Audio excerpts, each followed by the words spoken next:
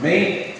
Versículo 13 do capítulo 5 diz assim: porque vocês, irmãos, foram chamados à liberdade, mas não usem a liberdade para dar ocasião à carne, pelo contrário, sejam servos um dos outros pelo amor.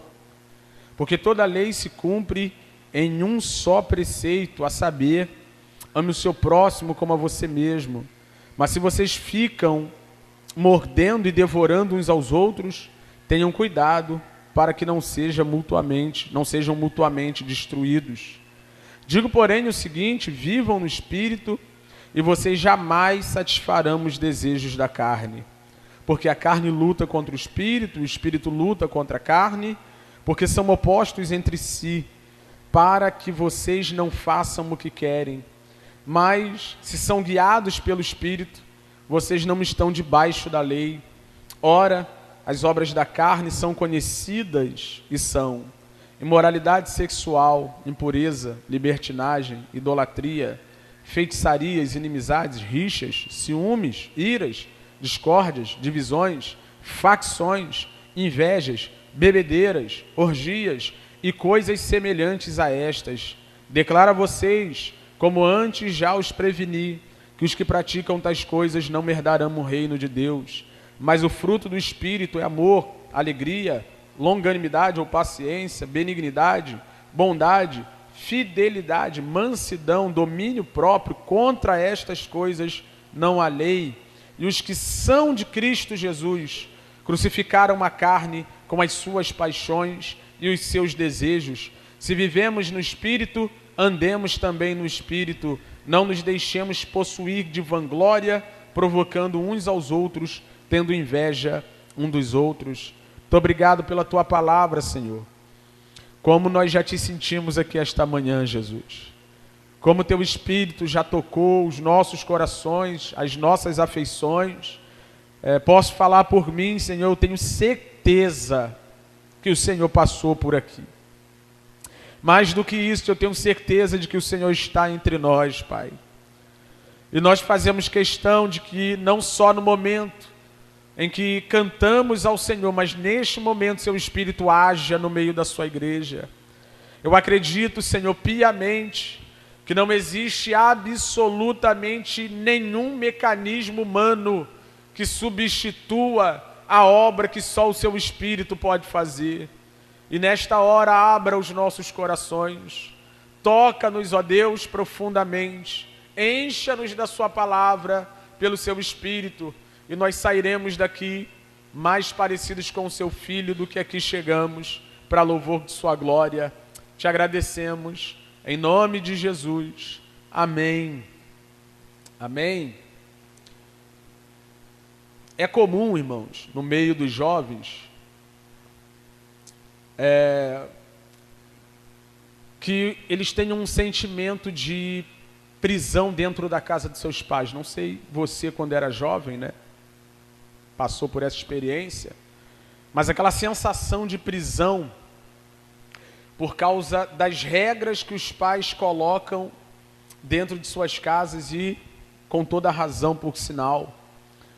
E aí o jovem vai nutrindo no seu coração a ideia de que o dia que ele fizer 18 anos, ele vai meter o pé da casa dos pais dele e vai fazer da sua vida o que ele bem entender. Só que tem uma questão: o jovem faz 18 anos e a maioria nem tem condição de sair da casa do pai ainda, né, quando chegar aos 18. Mas quando ele sai da casa do pai, ele descobre que lá na casa dos pais dele tinha regras que fazia com que ele se sentisse numa prisão, a ponto dele achar que a liberdade estava da porta para fora. E ele descobre, quando sai para a rua para viver a própria vida, assumindo as responsabilidades da sua própria existência, que independente de onde ele esteja, na casa de seus pais ou na sua própria casa, a vida não é do jeito que ele quer. Que existem regras, absolutos, existem princípios que precisam ser respeitados, e que em alguns casos, quando esses princípios, essas regras, essas leis são quebradas, o custo é muito alto, ele tem que pagar muito caro. E aí, na verdade, o jovem passa a pensar: queria eu poder voltar para a casa dos meus pais. Quando eu olho para o texto que nós lemos aqui, eu vejo que o apóstolo Paulo está tentando ensinar isso à igreja ou às igrejas da Galácia. E por quê?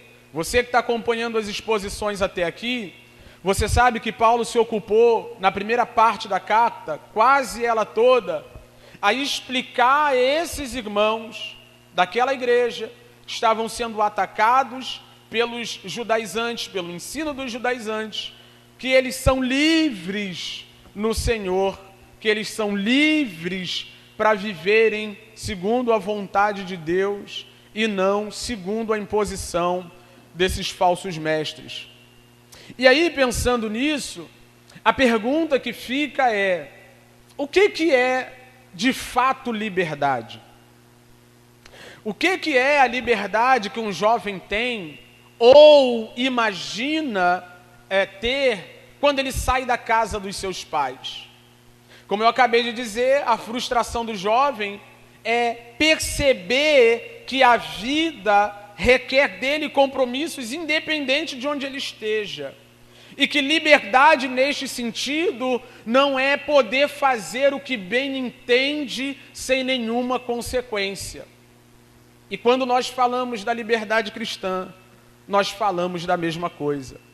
Nós fomos livres do pecado e do jugo da escravidão da lei, não para vivermos do jeito que nós queremos, do jeito que nós desejamos, para cumprir a nossa vontade, mas para viver segundo aqueles princípios, aquelas regras, aquelas leis que Deus estabeleceu para que nós vivêssemos diante dele para louvor de sua glória. É isso que Paulo vai explicar nessa sessão. Na semana passada, o Alex introduziu o tema da liberdade cristã, onde o apóstolo Paulo, no capítulo 5, começa a fazer algumas advertências para aqueles irmãos, a fim de que eles não se deixassem levar pela ideia de abrirem mão da liberdade cristã e viverem em jugo de escravidão. Mas o apóstolo Paulo, na primeira parte desse capítulo 5, ele faz essas advertências numa perspectiva positiva. Se você olhar o versículo 1, lá do capítulo 5, ele diz: para a liberdade foi que Cristo nos libertou, por isso permaneçam. É positivo. Paulo está dizendo para eles: não abram mão da liberdade que vocês têm, guardem isso, permaneçam, fiquem firmes nessa liberdade. Mas agora, a partir do versículo 13, onde nós lemos, Paulo vai abordar a ideia, o conceito de liberdade cristã de uma perspectiva negativa. Se por um lado, nós quanto cristãos, livres pelo evangelho da graça, devemos nos manter nessa posição e não nos submetermos a qualquer outra coisa que queira se acrescentar ao evangelho, por outro lado, nós não devemos usar essa liberdade de qualquer forma. Esse é o aspecto negativo da abordagem do apóstolo Paulo. E uma coisa importante para dizer e a gente começar a expor o texto, é que se até aqui, nesse capítulo 5, a doutrina que estava em voga, a doutrina que estava em questão, era a doutrina da justificação pela fé, Paulo agora vai abordar a doutrina da santificação na vida cristã. Uma das coisas que John Piper disse ter se arrependido na sua caminhada ministerial é que ele abordou poucas doutrinas na sua pregação ao longo do seu ministério. E por que isso é importante? Porque você precisa de doutrina. Nós precisamos de doutrina. Diferente do que muita gente pensa, doutrina não é uma série de ordenanças ou de regras que devem ficar num papel onde nós olhamos e aquilo não passa de uma burocracia. Pelo contrário, doutrina nada mais é do que a maneira como Deus está fazendo as coisas, e isso afeta a nossa vida de uma maneira extraordinária. Por exemplo, a doutrina da justificação pela fé, ela te livra da escravidão. A doutrina da justificação pela fé, ela te livra da mão dos falsos líderes. A doutrina da justificação pela fé, ela te livra do fardo de ter que se justificar diante de Deus. A doutrina da justificação pela fé te livra do fardo de ter que obedecer à lei para ser aceito diante de Deus. A doutrina da justificação pela fé coloca o fardo pesado de obediência à lei sobre Cristo e dá a você a liberdade de servi-lo por amor. Está vendo como é prático? Isso é doutrina. Mas por outro lado, Paulo precisa explicar que nós somos salvos não pelo que fizemos, mas pelo que Cristo fez. Contudo, saindo desse lugar de escravidão, nós não estamos livres para viver da maneira que queremos. Isso é santificação. Uma vez salvo pela graça mediante a fé, cabe a todo cristão viver uma vida compatível com essa salvação. Por isso o apóstolo Paulo inicia essa sessão dizendo: porque vocês, irmãos, foram chamados à liberdade, mas, uma conjunção adversativa, não usem a liberdade para dar ocasião à carne. E aqui eu gostaria de começar a falar o texto de hoje. Então perceba, você é livre. Você é livre. Você não está sob o jugo da religião. Você não está sob o jugo daquele regime antigo do cumprimento de regras e preceitos para ser aceito diante de Deus. Mas, uma vez livre disso, isso não quer dizer que saindo desse lugar de escravidão você pode viver do jeito que você quiser. Paulo deixa bem claro para a gente que nós não devemos usar a liberdade para dar vazão à carne. E carne aqui fala da natureza caída do homem. Paulo usa a palavra carne em alguns contextos, em algumas sessões bíblicas, de modo diferente, mas na maioria das vezes o que Paulo tem em mente quando ele fala sobre a carne é sobre a natureza caída do homem. É sobre a corrupção intrínseca, a disposição para o que é mal, é o que chamamos de pecado original. Todos os homens nasceram pecadores. Todos os homens nasceram inclinados para a carne, ou para os seus próprios desejos, para as suas vontades. Todos os homens nasceram em rebeldia, em rebelião contra o seu Criador, porque assim Adão morreu. Todos os homens nascem com essa disposição para fazer aquilo que é contrário à lei de Deus. Isso se chama carne. Esse desejo de não obedecer é carne. Esse desejo de fazer o que quer é carne. Esse desejo de andar em conforto, em detrimento à vontade de Deus, é carne. Essa inclinação para pecar contra o Senhor é carne. O desejo de não estar num culto como esse, não por um motivo legítimo, é carne.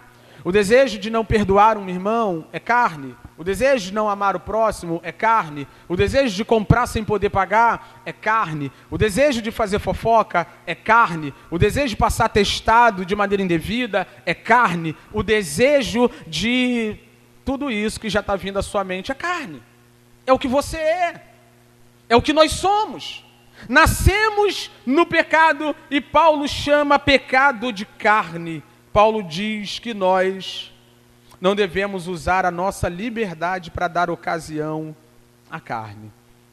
A nossa natureza corrompida, a nossa natureza caída. Pelo contrário, sejam servos um dos outros pelo amor. E aqui tem um negócio que é muito louco, porque vamos voltar para a analogia do jovem que pensa que vai sair de casa e fazer o que bem entende. Irmão, o nosso conceito de liberdade é esse. O nosso conceito de liberdade é: vou sair da casa dos meus pais e vou fazer da minha vida o que quiser, mas olha o que o texto diz. Foi para a liberdade que vocês foram chamados, sejam servos. A palavra servos que aparece nesse texto aqui, a palavra grega, é escravos. Vou traduzir na linguagem do Wesley. Vocês foram libertos para serem escravos. Não parece contraditório? Não parece que essa fala do apóstolo Paulo é contraditória? O início do texto não tem consonância com o final do texto. No mesmo versículo tem tanta coisa profunda. Obviamente não vou me ater só a ele, porque tem muita coisa para falar. Mas Paulo está ensinando a igreja a lidar com a liberdade cristã. a lidar com a liberdade cristã. Paulo está ensinando a igreja como nós devemos nos comportar com a liberdade que nós recebemos em Cristo Jesus, o nosso Senhor. Paulo está nos ensinando como nós devemos nos comportar quando nós fomos liberados de obedecer à lei para a salvação e não liberados de obedecer à lei. Vou dizer isso de novo porque isso é importante que você entenda. Na justificação pela fé, na salvação pela graça mediante a fé, nós somos liberados de obedecer à lei para a salvação, não liberados da lei. Nós somos liberados de obedecer à lei para a salvação, não liberados da lei. E o apóstolo Paulo está ensinando isso para a gente. Quem diz que você está livre para viver do jeito que quer? Quem diz que você está livre para viver do jeito que acha que deve viver? E aqui a gente resolve um problema que para mim particularmente não é problema nenhum. Daqueles que acham que a salvação pela graça, mediante a fé, tem o problema de vivermos de maneira que desagrada a Deus, já que não temos que fazer nada para ser salvos, né? Paulo está explicando, vocês não precisam fazer nada para ser salvos. Paulo está explicando, vocês são salvos não pelo que fazem, mas pelo que Cristo fez. Paulo está explicando, a única coisa que Deus requer de vocês é fé no Cristo que encarnou e viveu a vida que vocês não poderiam viver. Paulo está explicando, ninguém é salvo por obras, e a nossa cabeça está pegando fogo, e já pensando, já que eu não sou salvo por obras, eu vou aloprar. Não é assim a dinâmica? Toda pessoa que vai ouvir sobre salvação pela graça mediante a fé, toda pessoa que vai ouvir as doutrinas da graça pela primeira vez, já pensa dessa forma, porque o nosso desejo é viver independente de Deus. Essa inclinação para a independência da casa do Pai nada mais é do que a rebeldia original. O pecado original se configura, se caracteriza nesse seu desejo de viver independente do seu Criador. E Paulo está dizendo, vocês não estão livres do Criador. Vocês estão livres de fazer o que o Criador mandou para que aceitasse vocês de volta. São coisas totalmente diferentes. E para a gente entender bem isso aqui, a gente precisa entender quais são as referências de tal liberdade. E a pergunta que deve ser feita é, eu fui liberto de que prisão para viver de que forma? Eu queria que você fizesse um exercício mental. Para você entender essa dinâmica da salvação da graça, pela graça mediante a fé, você precisa entender essa pergunta que eu acabei de propor. Fui liberto de que prisão para viver de que forma? Saí da casa dos meus pais para viver de que forma? Saí de Bangu 3 para viver de que forma? Saí desse local que me aprisionava para viver de que forma? Você precisa fazer essa pergunta. Qual era a prisão? Para a gente ganhar um pouco de tempo e não enrolar muito mais, essa prisão era o pecado. Nós fomos libertos do pecado. A força do pecado já não nos domina. O poder do pecado já não está sobre nós. Nós fomos libertos da escravidão do pecado. Mas a pergunta que segue termina, para viver de que forma? É só você olhar lá para o Éden. Deus criou o homem, colocou o homem num ambiente específico para cumprir os seus propósitos, para representá-lo na terra, sendo sua imagem e semelhança. O homem peca, o homem cai, se torna escravo dessa disposição para o mal. E uma vez liberto, para onde que ele deveria voltar? Então, quando Deus liberta o homem do pecado, Deus liberta o homem do pecado para que o homem volte para o seu estado original. E no estado original do homem, o homem está no jardim, vivendo para Deus, para louvor de sua glória, como sua imagem e semelhança, obedecendo todos os seus mandatos naquele ambiente maravilhoso chamado Éden. Então você foi liberto do pecado para viver de novo para Deus. Ponto. Poderia parar por aqui e já estava muito bom. Mas Paulo é nosso amigo e ele segue o texto. Mas é importante que você saiba isso aqui. Muitas pessoas têm caído no engano pensando que viver o evangelho da graça é viver uma vida de qualquer maneira. Não, sou livre. Um dia estava uma irmã, né, um casal, uma família, queria vir aqui para a igreja. Aí aquela coisa, tudo irado com a igreja, né, porque a culpa é sempre da igreja. Aí um dia a gente conversando, batendo papo, né, a irmã perguntou assim para mim: Wesley, lá vocês são religiosos? Irmão, eu já entendi tudo que ela estava querendo dizer. Ela estava querendo dizer: Wesley, eu passei tanto tempo em igrejas opressoras que eu não me submeto a mais nada. Eu quero viver livre, tá? Não se mete na minha vida, não. É isso que ela estava querendo dizer. Falei: irmã, todo ser humano é religioso da perspectiva filosófica, essencial.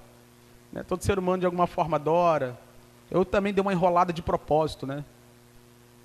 O marido dela já ficou nervoso, olhou para ela e falou assim: fulana, crente tem que viver igual crente. Eu falei: aí ó. É isso. É isso. O nosso grande problema com essa liberdade é que nós estamos desde sempre nesse estado de rebelião contra Deus. É que desde sempre a carne é um problema para nós, é que desde sempre nós queremos fazer a nossa vontade, cumprir os nossos desejos, as paixões, Paulo vai falar sobre elas lá no final do texto, as paixões carnais, os anseios carnais querem dominar a nossa vida, e Paulo está dizendo: vocês foram libertos disso, não para continuar vivendo para isso.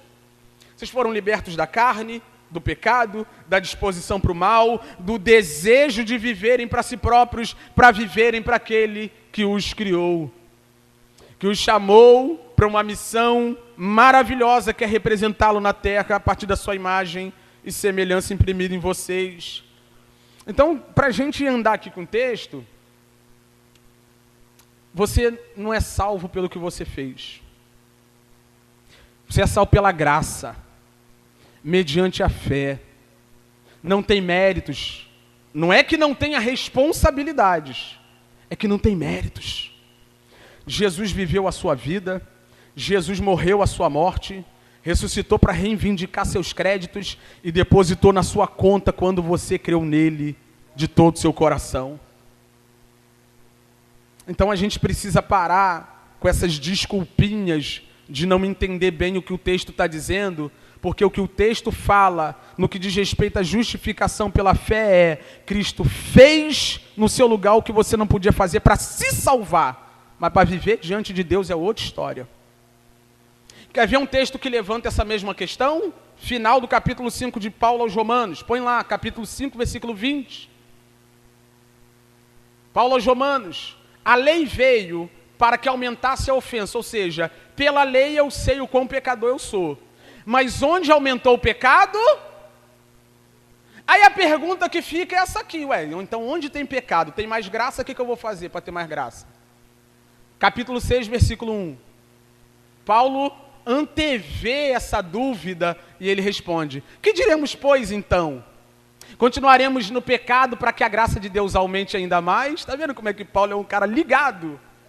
Eu sei que se eu falar que onde tem pecado a graça superabunda, alguém vai pensar: vou pecar mais para que haja mais graça. Mas Paulo diz: de modo nenhum. Como viveremos ainda no pecado nós que já morremos para ele? E eu vou te mostrar como você morreu para o pecado, onde você foi liberto da carne. Versículo 2, 3 e 4. Ou será que vocês ignoram que todos nós que fomos batizados em Cristo Jesus, fomos batizados na sua morte? Então, quando Cristo vai para aquela cruz morrer, quando Cristo entrega a sua vida ali, Ele está entregando a vida dele, representando a sua. Quem deveria estar naquela cruz morrendo? Nós. Quem deveria entregar a vida como salário do pecado? Nós. Cristo Jesus entra no meio disso tudo, como um intercessor, como um advogado, como tudo isso. Ele paga a pena no meu e no seu lugar. Mas a grande questão é que quando o pai olha para o filho naquela cruz, ele vê o filho e ele vê também todos os que creem no filho. Logo, a morte de Cristo é a sua morte. Aí ele termina no 4. Fomos sepultados com ele na morte pelo batismo. E por isso que o batismo é um sacramento maravilhoso. Né? Eu respeito meus irmãos da aspersão, mas a imersão é um negócio lindo, né, irmão? É um negócio lindo. Que você vê o corpo sumindo, tá lá, ó. Fomos sepultados com ele na morte pelo batismo, para que como Cristo foi ressuscitado dentre os mortos pela glória de Deus Pai, assim também nós andemos. Então você, que por um acaso pensou que a salvação pela graça mediante a fé fosse liberdade para pecar, ela nada mais é do que uma chance de nunca mais viver no pecado. Você ganhou uma vida nova. Então eu quero dizer a você em alto e bom som que você não foi liberto para o pecado, mas você foi liberto do pecado, e uma vez sendo liberto do pecado, você pode dizer para ele: estou livre de você, não quero mais nada com você, eu tenho uma vida nova, eu vivo em novidade de vida. Crente salvo pela graça vive de acordo com a graça que recebeu, para a glória de Deus Pai. Para a glória de Deus Pai. Vocês não devem usar a liberdade de vocês para darem ocasião à carne, ou seja, para viver na carne. Vocês foram libertos disso. Vocês não foram libertos para o pecado, vocês foram libertos do pecado. Do pecado. Do pecado. É a fala do apóstolo Paulo. Nós precisamos ter isso em mente.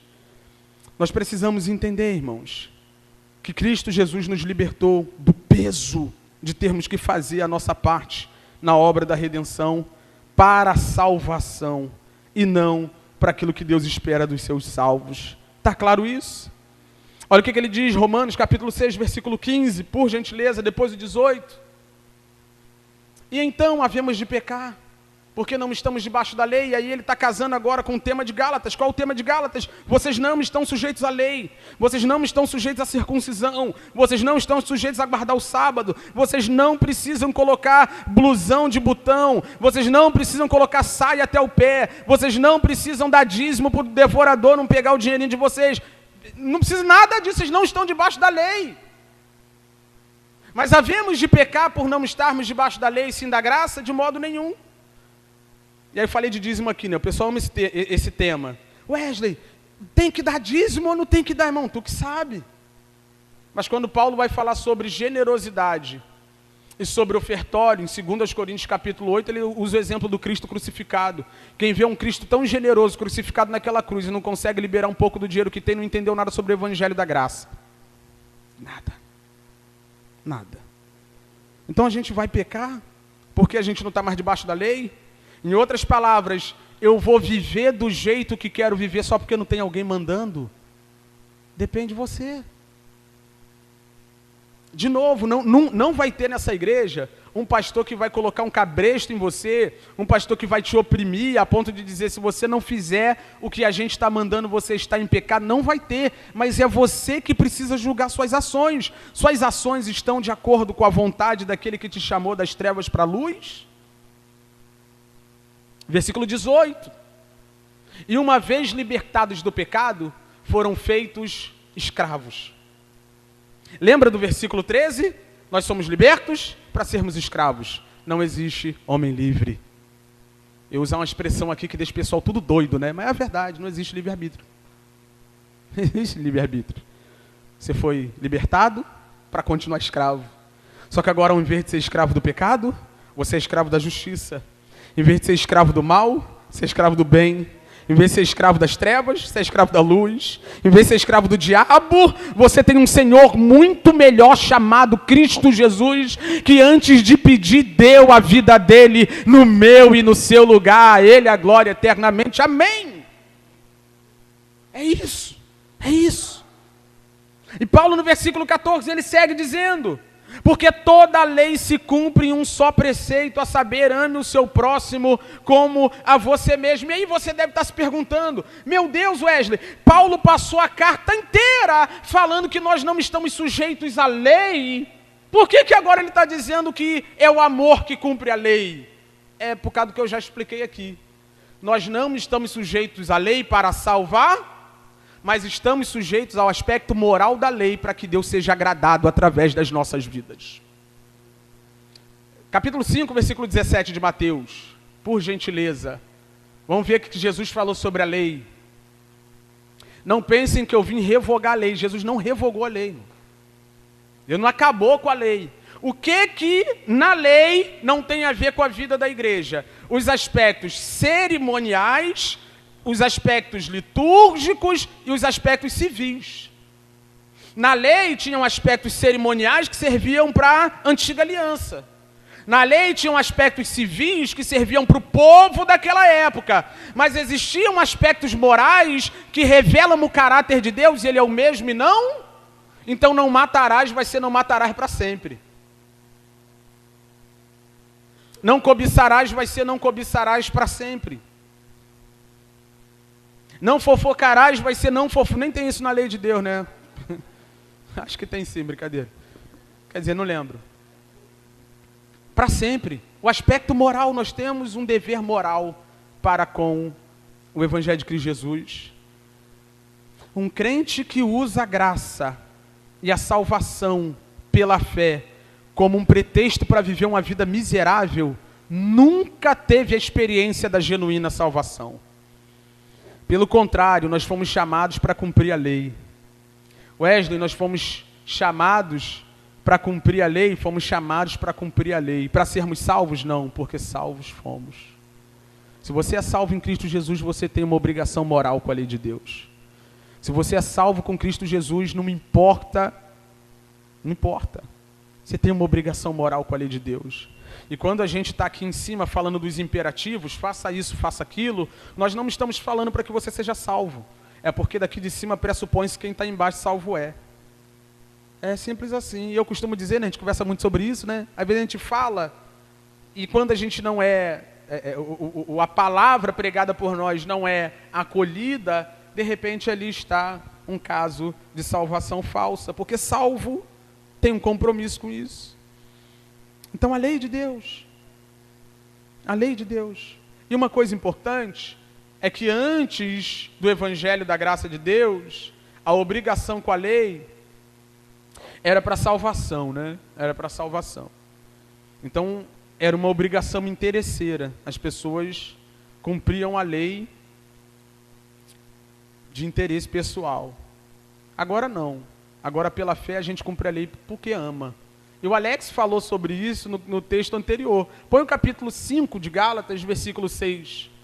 Quando Paulo está falando sobre não nos colocarmos sobre o jugo da lei, mas vivermos pela fé no que Cristo fez, olha o que ele diz. Porque em Cristo Jesus nem a circuncisão nem a incircuncisão tem valor algum, mas a fé que atua. A fé que atua. A fé que atua. Se a sua fé não é operante, não é atuante, a sua fé é falsa. E ela não atua porque ela tem interesse em ser salva. Ela atua porque ela ama. Ou essa fé atua, opera pelo amor, ou você ainda precisa de salvação por meio desse evangelho da graça. Então quando eu vou à lei de Deus e a lei diz para mim, perdoe o seu irmão, não é porque eu quero me sentir melhor diante de Deus, é porque eu amo o Deus da lei. A fé opera e atua pelo amor. Uma fé que não atua, de acordo com o Tiago, é morta. Uma fé sem obras é morta. Nós fomos salvos pela graça de Deus, mediante a fé, mas para cumprirmos as boas obras que Deus estabeleceu para o seu povo. Um texto clássico da salvação pela graça mediante a fé, Efésios 2, versículo 8, vamos do 8 ao 10. Olha o que Paulo diz, clássico. Porque pela graça vocês são salvos, mediante a fé, isto não vem de vós, não vem de vocês, é dom de Deus. Toda salvação é um dom.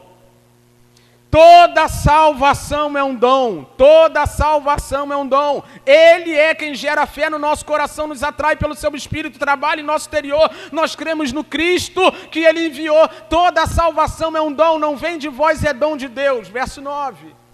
Não de obras para que ninguém se glorie. Até aqui ele está falando de como o homem é salvo. Como o homem é salvo? Pela graça, não vem de vós, é dom de Deus. Versículo 10. Pois somos feitura dele, criados em Cristo Jesus para boas obras, as quais Deus de antemão preparou para que andássemos nelas.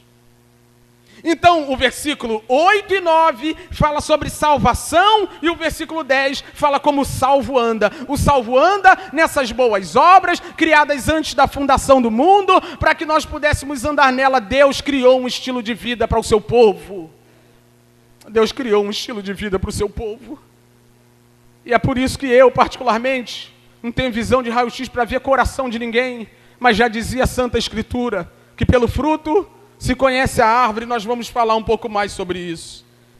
Versículo 15, Paulo diz: mas se vocês ficam mordendo e devorando uns aos outros, tenham cuidado para que não sejam mutuamente destruídos. Em outras palavras, Paulo introduz um tema que ele vai desdobrar melhor no capítulo 6. No início do capítulo 6, já estava dando problema entre aqueles irmãos.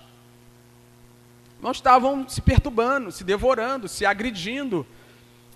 E é mó loucura que alguém que bata no peito e diga: eu obedeço à lei, e tem inveja do outro. É uma loucura que alguém que bata no peito e diga: eu obedeço à lei, e destrói a reputação do seu irmão, destrói o seu irmão, despreza o seu irmão, machuca o seu irmão, fere o seu irmão. É uma loucura. Então há uma vaidade porque eles são circuncidados e porque eles obedecem um sábado. Mas Paulo já colocou: por que vocês não cumprem a lei amando? Por que vocês não cumprem a lei amando? Antes, vocês ficam aí se mordendo, devorando uns aos outros. E agora, a partir do versículo 16, para a gente começar a encerrar, o apóstolo Paulo vai dizer como isso é possível. Deixa eu te dizer uma coisa aqui, irmão, do fundo da minha alma. Essa aqui é do fundo da minha alma. É possível viver uma vida santa. Se não fosse possível, Deus não ia requerer isso de nós. É possível viver uma vida santa, mas não antes da salvação. Estou falando com o crente, amém? Estou falando para você que é crente. Se você não é crente, você precisa se arrepender dos seus pecados. Precisa vir a Cristo Jesus. Eu tenho uma boa notícia para você que não é crente. Existe salvação em Cristo Jesus. Perdão para os seus pecados, independente de quem você seja e do que você seja capaz de fazer. A pregação do Evangelho comunica que Deus enviou o seu Filho ao mundo para fazer aquilo que os homens naturais não tinham condição de fazer. Eu quero dizer para você que não é salvo, Jesus Cristo já fez no seu lugar o que você deveria fazer naquela cruz. Creia nele. Creia que a obra de Cristo Jesus é suficiente para perdoar os seus pecados, para te colocar diante de Deus como justificado e aprovado, não por si próprio, mas por ele. Mas para você que é crente, salvo, lavado, remido, transformado, mudado de dentro para fora, coração novo, para você que é crente, eu tenho que afirmar isso para você: é possível ser santo. Não pelas nossas forças, não pelos nossos méritos, mas a partir do que Paulo diz no versículo 16: digo, porém, o seguinte: vivam no Espírito, e vocês jamais, esse jamais é jamais. Esse jamais aí é jamais, amém? Esse jamais é jamais, jamais é jamais, amém? Jamais é jamais, esse jamais é jamais. Então, se você estiver no Espírito, você não peca. Se nós estivermos no Espírito, nós não vamos pecar. Jamais. Jamais é jamais. O texto grego aqui é jamais. Mas tem uma condição. Vivam no Espírito. Quem vive no Espírito, irmão? Em outra versão, o texto diz: andai no Espírito. E a palavra grega que aparece aqui, ela fala de duas coisas. Ela fala de permanência, de perseverança, e ela fala de progresso. Então, para uma pessoa jamais pecar, ela tem que permanecer, perseverar no Espírito e progredir na relação com Ele. Quem faz isso o tempo todo? Eu vou falar de mim. Toda hora eu saio do Espírito. O que o texto manda é eu viver no Espírito, andar no Espírito. De vez em quando eu ando em mim mesmo. De vez em quando, essa carne, de vez em quando eu falo: pode assumir o controle. Que apesar de salvo, eu ainda estou lutando aqui, estou batalhando. É o que ele vai falar daqui a pouco. Só tem um jeito de alguém não pecar: estar plenamente no Espírito, perseverando no Espírito, vivendo no Espírito, andando no Espírito. Quando alguém vem até mim: Wesley, estou envolvido com pecado, como é que eu faço? Anda no Espírito. Parece até que é papo de pastor, né? Irmão, vai para a igreja. Vai para a igreja, se envolve com os irmãos, vai no encontro de homem, vai no PG, vai no culto de manhã. Irmão, se tu estiver ocupado com as coisas de Deus, tu não vai estar ocupado com as coisas da carne. É uma matemática simples. Se você estiver comendo cana, você não assovia. É chupando cana, né? Se você chupar cana, você não assovia. Se você assoviar, você não chupa cana. Se você andar no Espírito, não tem lugar para a carne. Mas se você estiver na carne, o Espírito passa longe. E é por isso que eu digo, irmão, onde o Espírito pode afetar a sua vida? Através da igreja, através da palavra, através da música, através do ensino, através da oração, através dos meios de graça que Deus colocou. Não é papo de pastor. É o único meio de você viver uma vida santa. Não tem jeito. Aí, né? Os espertinhos, né? Não, mas eu tenho minha vida pessoal com Deus. Amém. Amém. Quero que tenha mesmo, beleza e tal. Mas quando tu vê, irmão, no desenrolar dos mistérios da vida, tu fica olhando assim, né? Tu fala assim, eu não quero julgar não. Mas não tem cara que tem vida não. E o texto vai dizer isso, não sou eu. Sou eu não. Mas eu quero encorajar você aqui essa manhã. Irmão, vamos andar no Espírito. Irmão, vamos para dentro de Deus, irmão. Só tem um jeito de fugirmos de nós mesmos. Nos escondendo no Cristo. Andando no Cristo, nos envolvendo com Cristo. Irmão, para de ler bobagem, vai ler Bíblia, irmão. Irmão, para de ouvir bobagem, besteira. Ai, é porque não é pecado ouvir Djavan. Não é mesmo, não. Não é pecado ouvir Djavan, não. Mas quantas músicas que falam da eternidade você ouve por semana? Ai, né? Eu gosto do Ferrugem.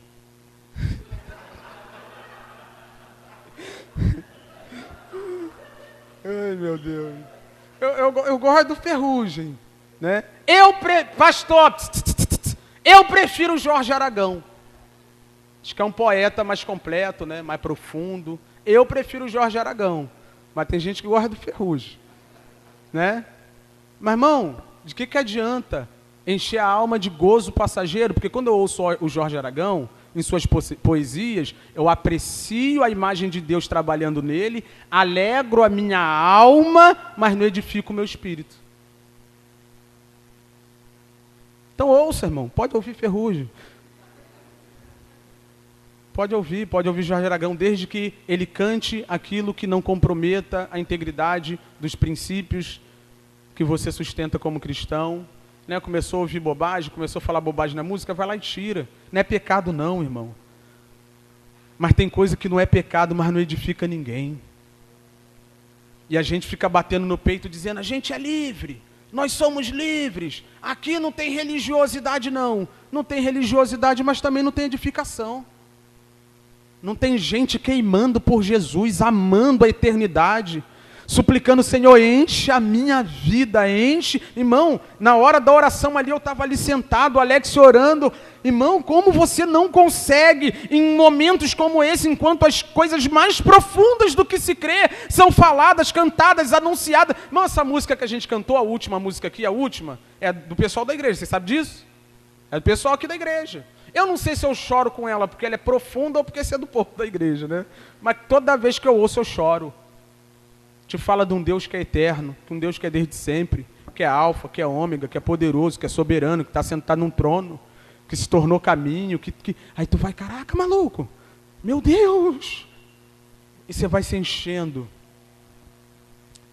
Então é isso, sabe? Wesley, qual é o segredo para não pecar? Andar no Espírito.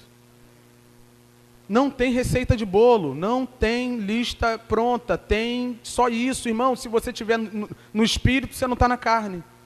Mas se você não estiver no Espírito, irmão, pode até estar fazendo algo que não é pecado, mas é um pulo. É um pulo. Então ouça seu Djavan, cara, mas depois de ouvir 10 louvores que vão encher sua alma. Deus te abençoe, irmão. Abençoe sua casa, sua família. Um dos momentos que eu mais gosto lá em casa é quando a gente começa a arrumar a casa no sábado. E sábado de manhã é um clássico. Você começa, né, a arrumar as paradas, aí tu bota no YouTube para rolar a música.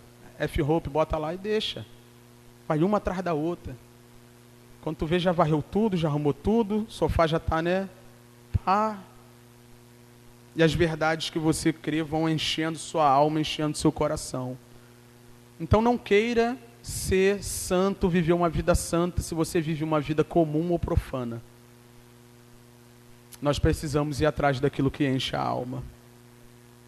Atrás daquilo que enche a alma.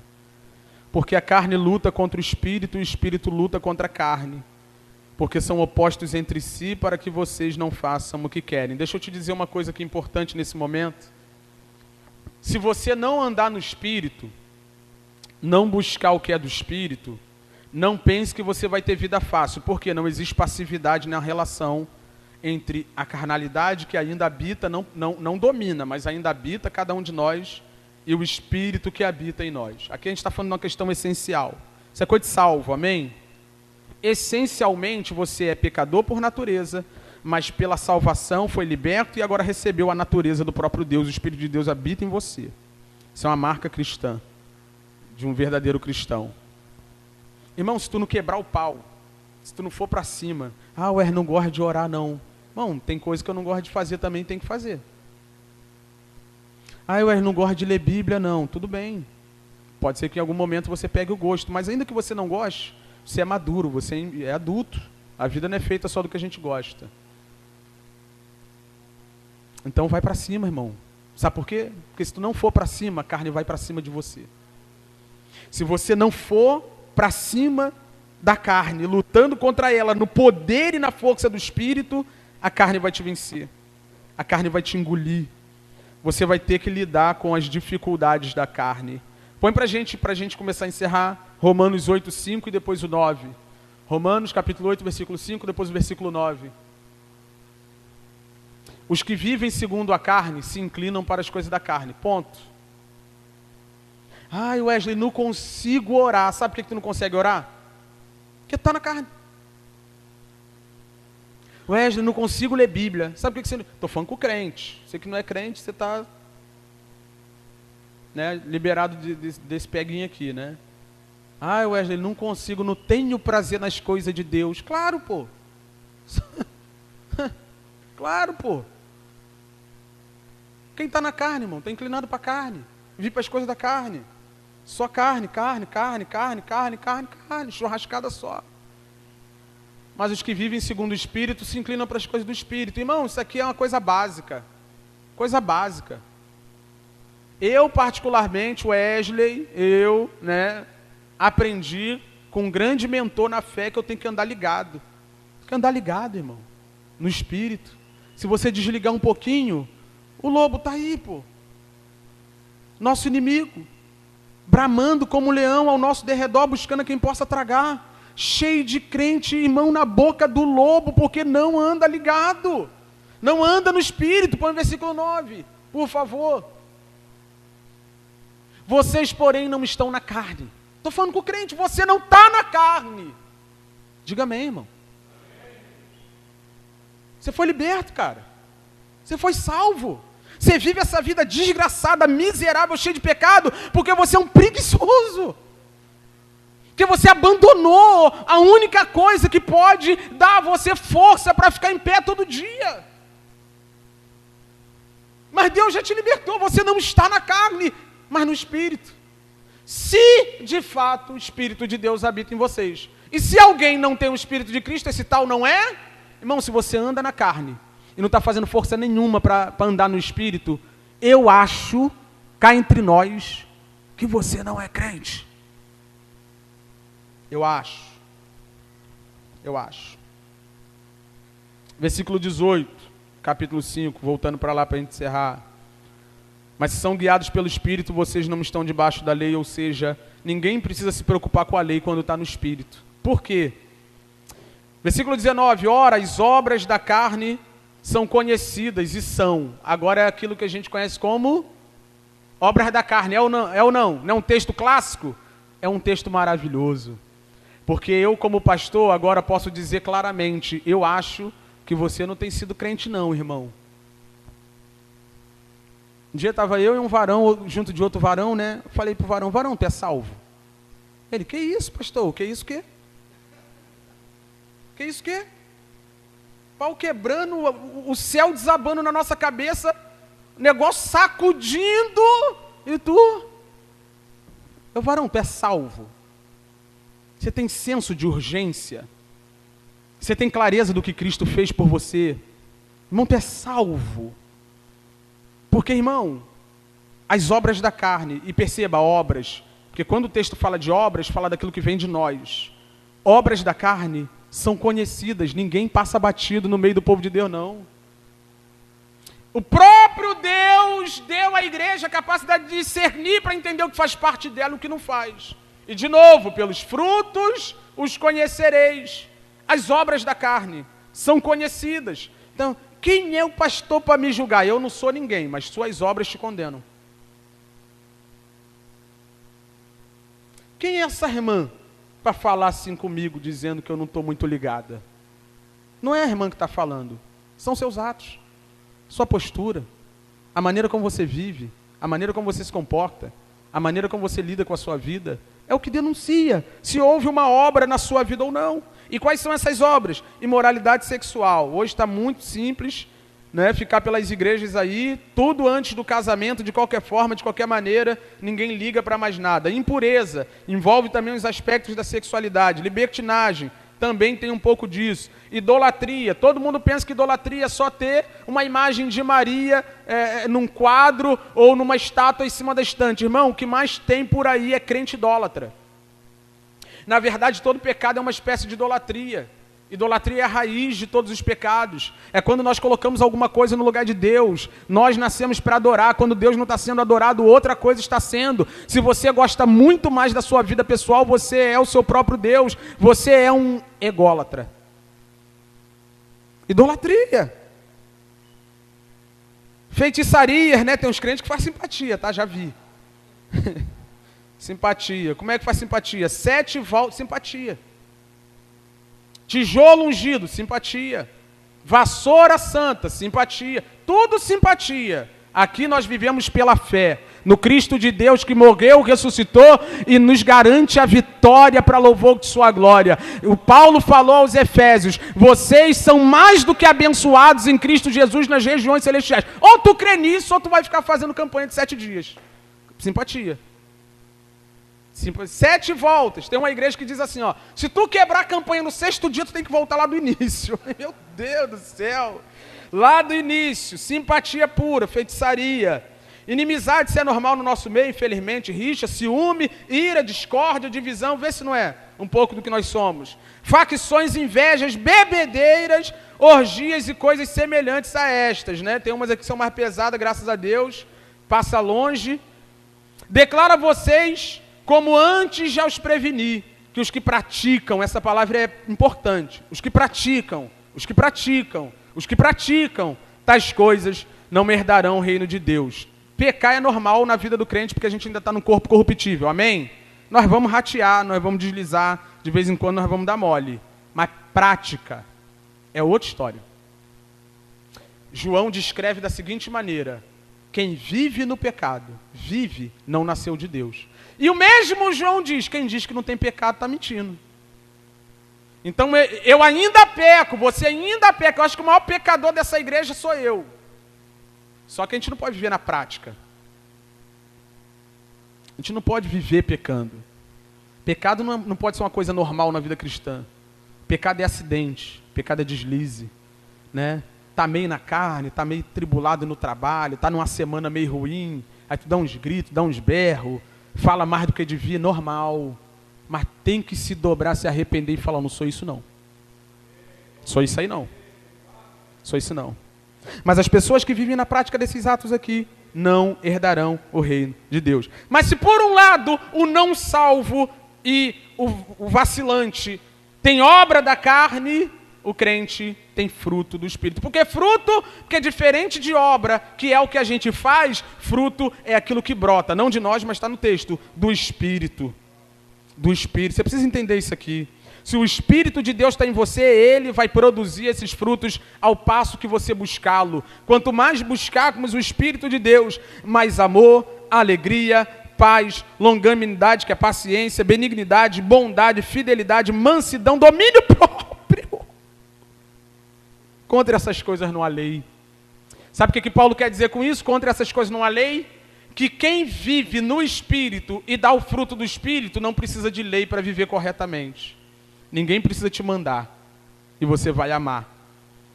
Ninguém precisa te mandar e você vai ser bom, compassivo, longânimo, benigno, fiel, manso. Contra essas coisas não há lei. E eu encerro no versículo 24 e 25. Paulo vai resumir o que é a vida cristã aqui para a gente. Wesley, como é que eu lido com a minha vida? Os pecados que me atormentam, essa batalha. Wesley, eu ainda sou pecador, a carne é fraca, né? Mas como disse o outro, a carne é fraca não é uma licença para pecar, é um alerta para tu ficar ligado. Carne é fraca quer dizer, fica ligado, senão tu vai cair. Como é que eu lido com isso, Wesley? Como é que eu lido com as minhas fraquezas? Primeiro, anda no Espírito, irmão. Irmão, a gente precisa andar no Espírito. Eu não admito, como pastor dessa igreja, te deixar pecar em paz. Tu tem que orar, cara. Tu tem que ler Bíblia. Tu tem que vir para reunião de oração. Ah, Wesley é chata pra caramba. Tá, você também é chato, todo mundo suporta. Normal. Ah, Wesley, mas eu tô cansadão. Chama para dar um rolê rápido, para ver se não... Arruma a bolsa, entra no carro e vai embora. Eu estou falando da tua vida espiritual, irmão. Estou falando da tua relação com Deus. Estou falando da maneira como você está se comportando diante desse Rei da Glória que foi cantado aqui. Primeiro, anda no Espírito. Segundo, versículo 24. E os que são de Cristo Jesus crucificaram a carne com as suas paixões e os seus desejos. Lá no capítulo 2, Paulo disse: já estou crucificado com Cristo, não vivo mais eu, mas Cristo vive em mim. Segredo, Wesley, para viver uma vida digna, reta, santa, diante de Deus, anda no Espírito e se convença de uma vez por todas que você não é dono de si. Você não se manda mais, você foi comprado. Você foi salvo. Alguém te tirou do charco de lodo. Você estava na podridão, você estava morto. Paulo diz, mortos em ofensas e pecados. Mas é justo que Cristo receba a nossa vida, uma vez que Ele nos tenha dado ela. É começar a pensar, isso aqui é vontade minha ou vontade de Deus? Isso aqui é desejo meu ou desejo de Deus? Essas duas palavras, paixões e desejos, descreve bem a vida de rebeldia do crente e do ímpio. A vida daqueles que, apesar de libertos, insistem em dar vazão à carne. O chamado do apóstolo Paulo por meio do evangelho da graça, irmão, não é um chamado para uma vida libertina. Liberdade e libertinagem são coisas diferentes. Nós fomos chamados para sermos um povo santo, cheio de boas obras. Sem santidade ninguém verá o Senhor. A santidade ainda convém à casa de Deus. Pô, vou lá para a igreja Soma, que o pastor Wesley é maneirão. Sou maneirão aqui. Sou maneirão aqui. Não dá mole para a gente não. Se a gente for lá fazer o gabinete, não tem blusa com qual é o nome disso aqui? Smile, né? Não tem blusa de smile certo não, irmão. O meu dever, o dever da igreja para contigo. Paulo falou isso aos Coríntios. Eu estou preparando vocês para se apresentarem como uma noiva pura e santa diante do noivo do Cristo de Deus. Então que nós usemos a nossa liberdade para andar no Espírito e para crucificar a nossa carne. Ai, pastor, estou todo enrolado, todo endividado. Quebra o cartão, irmão. É assim que crucifica a carne. É assim. Ah, ué, não gosto de fulano, né? Envergonha logo o diabo. Vai lá para fulano e fala, cara, não gosto de você. Eu sei que é pecado, mas eu quero gostar. Primeiro me perdoa e me ajuda em oração. É assim que começa a revolução do amor. Amém? Se coloca de pé para a gente orar.